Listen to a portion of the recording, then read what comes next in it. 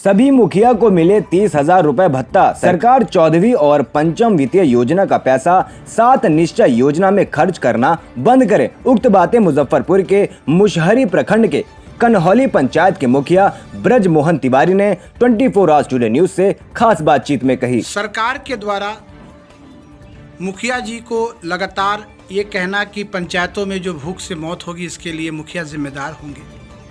नल जल योजना में भारी भ्रष्टाचार की जो बात है इसके लिए भी मुखिया जी को आरोपित करना, साथ ही साथ 14वीं और पंचम वित्तीय आयोग का जो पैसा है उसके आवंटन में झोल झाल करना, जिससे विकास की जो काम हो रहा है पंचायतों में वो अवरुद्ध हो चुका है।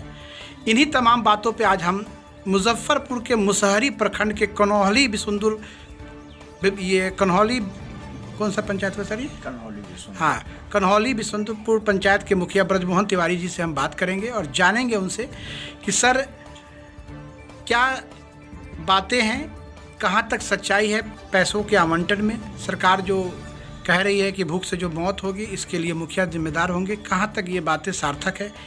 नमस्कार सर। नमस्कार सर, सर्वप्रथम ये हमें बताइए कि सरकार के द्वारा जो कहा जा रहा है भूख से मौत होगी और मुखिया जी जिम्मेदार होंगे, कहाँ तक सर ये बात सही है? सर यह सरासर गलत है। मुखिया जी को बदनाम किया जा रहा है सरकार के द्वारा। भूख से मौत का सीधी जवाबदेह जीविका और बिहार सरकार है। राशन कार्ड मुखिया जी के द्वारा नहीं बनाया जाएगा। मुखिया जी का कोई रिकमेंडेशन का आवश्यकता सरकार को उसमें नहीं है। जीविका जिसको भेजेगी देगी उसी का राशन कार्ड बनेगा। फिर मुखिया जवाब दे कहाँ से? मुखिया को प्रति महीना 1 किलो भी राशन गरीब गुरबों के लिए नहीं दिया जा रहा है, जो भूख से मरने वाले आदमी को मुखिया जी उपलब्ध करा पाए। तो इसके लिए तो नीतीश सरकार जवाबदेह है और निचले स्तर पर जीविका जवाबदेह है। नल जल योजना में सर जो आपको गड़बड़ी हो रही है इसके लिए भी मुखिया जी को आरोपित किया जा रहा है, ऐसा क्यों हो रहा है सर? नल जल योजना के लिए मुखिया कहीं से जवाबदेह नहीं है। नल जल योजना के विशेषज्ञ मुखिया नहीं होते हैं। मुखिया जी को निगरानी करना है, लेकिन इसके विशेषज्ञ जेई और एई हैं।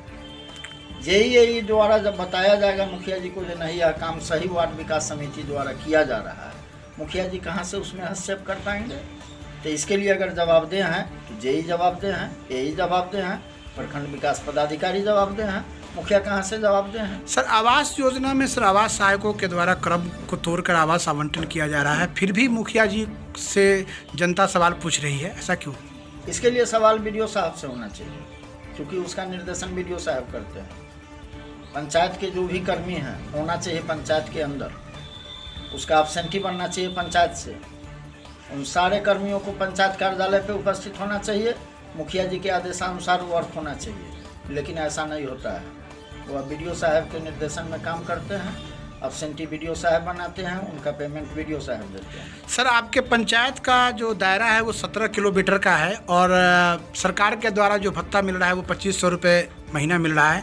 क्या आप इस जो मानदेय आपको मिल रहा है, क्या ये पंचायत का भ्रमण आप इस राशि से कर पाते हैं? जी नहीं। वो तो 1 से 2 दिन का खर्च होता है। तो क्या आपकी क्या मांग है कि सरकार इस राशि को कहाँ तक बढ़ाए? देखिए, मुखिया जी लोग का प्रति महीना 30,000 रुपया भत्ता कम से कम होना चाहिए, पर डे 1,000 के हिसाब से, तब जाके मुखिया जी लोग क्षेत्र भ्रमण सही से कर सर विधायकों को जनता का काम कर पाएंगे। सर विधायकों इसके बाद 30,000 रुपया भत्ता उनको मिलना चाहिए पंचायत भ्रमण और जनता के काम के लिए। कभी ब्लॉक जाना है, कभी जिला जाना है, डेली पंचायत दौड़ना है। इसके बाद मुखिया जी का मानदेय होना चाहिए, जिससे कि उनका खर्चा चले, उनका परिवार चले। सर तो विधायक को सर 2 लाख रुपए महीना मिल रहा है, टीएडीए भी मिलता है, तो इसके एवज में मुखिया जी लोग को तो कम से कम सरकार को 30,000 40,000 रुपये महीना तो जरूर देना चाहिए। ऐसा क्या आपकी सोच है या मांग है? विधायक बैठते हैं विधानसभा में, जिसका नेतृत्व मुख्यमंत्री जी करते हैं। अगर विधायक का तनख्वाह नहीं होगा 3 लाख रुपया 2 लाख रुपया, तो मुख्यमंत्री जी का भी नहीं होगा। वहाँ से उन्हीं को पारित करना है। मुखिया जी के समस्या से उनको कोई मतलब नहीं है। मुखिया जी को सिर्फ लोग मोहरा बनाते हैं। मुखिया जी के माध्यम से उनको वोट चाहिए। मुखिया जी पंचायत कैसे चलाएंगे इससे सरकार को कोई मतलब नहीं है। मुखिया जी को इस सरकार द्वारा पंगु बना दिया गया है। सारे अधिकार को छीन के बंद कोठरी में बंद कर दिया गया है। कर्मचारियों और पदाधिकारियों को मुखिया जी का सारा अधिकार स्थानांतरित कर दिया गया है इस सरकार द्वारा। सर 14वीं और पंचम वित्त आयोग का जो पैसा है वो पंचायतों में विकास कार्य के लिए खर्च होना है, लेकिन उस पैसे को 7 निश्चय में डाइवर्ट किया गया है। क्या इससे विकास का अवरुद्ध हुआ है? बहुत ज़्यादा अवरुद्ध हुआ है। मुखिया जी के पास तो कोई अधिकार और कोई फंड ही नहीं रह गया। सारे फंड जो केंद्र सरकार द्वारा 14वीं में या पंचम में दिया जाता है, उसका पंचम का 90%, 14वीं का 80% माननीय मुख्यमंत्री द्वारा 7 निश्चय में डाइवर्ट किया गया है, जिससे मुखिया जी मुखिया होते हुए भी अपने पंचायत में चाह के भी अपने मर्जी से किसी भी तरह का विकास योजना नहीं चला पा रहे हैं और न चला पाएंगे। मुख्यमंत्री जी को 7 निश्चय नहीं 14 निश्चय चलाना था, उसके लिए फंड का व्यवस्था करते, लेकिन मुखिया जी के फंड को छीन के वार्ड विकास समिति को दे के मुखिया को पंगु किया। सर कोरोना में क्वारंटाइन सेंटर चलाना था सभी ये प्रखंडों में और सभी पंचायतों में। आपके पंचायत में क्वारंटाइन सेंटर की क्या व्यवस्था थी? हमारे पंचायत में पंचायत द्वारा हम अपने पंचायत के 3 गांव में सेंटर बनाए थे, जो तीनों सेंटर पर राशन मुहैया वीडियो सीओ साहब द्वारा कराया गया है। बाद बाकी व्यवस्था पंचायत के द्वारा कराया गया है। हमारे पंचायत क्षेत्र में ही प्रखंड क्वारंटाइन सेंटर चलाया गया। वरीय पदाधिकारियों के दिशा निर्देश के मुताबिक, मौखिक दिशा निर्देश के मुताबिक हमने सारा देख रेख संचालन वहाँ किया हूँ। वहाँ भी राशन मुहैया सीओ साहब द्वारा कराया गया है। बाद बाकी व्यवस्था मेरे द्वारा स्थानीय मजदूर, स्थानीय दुकानदार के सहयोग से हुआ है, जिसका कि भुगतान अभी अंचलाधिकारी महोदय द्वारा नहीं किया गया है। देखते हैं कब तक उनके द्वारा। सर कोरोना महामारी है, क्या संदेश देना चाहते हैं सर?